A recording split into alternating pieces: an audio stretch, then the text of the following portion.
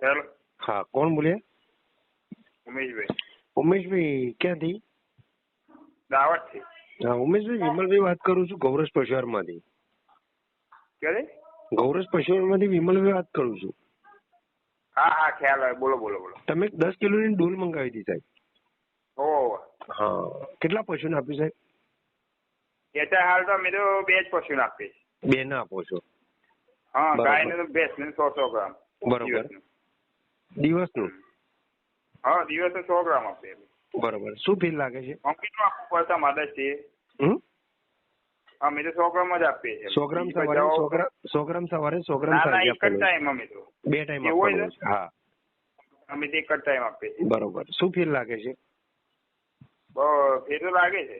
શું ફીલ લાગે છે? 50%. દૂધમાં પેટ સાફ થઈ ગયું ભેંસનું, નમળ બી વાળી દે. બરોબર. બીજું શું ફીલ લાગે છે? 1 લીટરનો દૂધનો ફેર પડે. બરોબર. કેટલું પેલા દૂધ કેટલું થતું હતું ને અત્યારે હાલ કેટલું થાય છે? 6 લીટર ભેંસનું થતું, 7 લીટર થાય. બરોબર. અને ગાયમાં? ગાયનું છે ને 6 લીટર 7 લીટર થાય. પછી ફેટમાં કઈ ફેર? ફેટમાં જે તો નહીં, થોડો સુધારો થયો. ફેટમાં એવું છે માલ ના કંટ્રોલ ફેટમાં જે આવશે જ આવતા હતા. બરોબર છે. એટલે અમે મકઈ વાપરી કપાસ વાપરીએ, ખવડાવીએ 2 ખવડાવીએ, સાબરદાર 3 વસ્તુ ખવડાવીએ. બરોબર છે. બરોબર. બીજું શરીરમાં એને કોઈ ચેન્જીસ લાગે છે?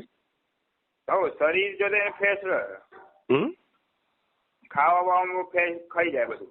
બરાબર છે. ફટાફટ કઈ વાંધો બરફ ફટાફટ થઈ જાય. પેલું ગામડામાં થોડું બાકી મૂકતું હતું, એવું બધું બંધ થઈ ગયું. બરોબર. પેલા ઘાસચારો ફટાફટ થઈ જાય. ઓકે. હા, ચલો.